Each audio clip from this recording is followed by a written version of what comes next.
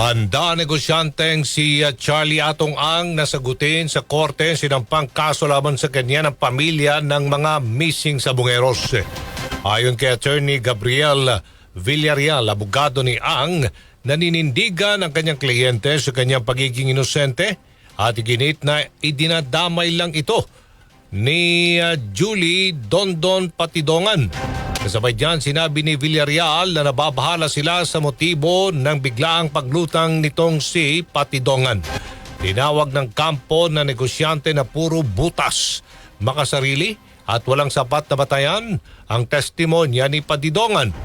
Ayon pa kay Attorney Villarreal, ginamit umano ni alias Totoy o itong si Patidongan ang mga koneksyon at resources ng organisasyon ni Ang nang hindi alam ng kanyang mga pinuno upang palawakin umano ang kanyang sariling illegal na network, kabilang na ang sugal, kidnapping, pangingikil at pananakot.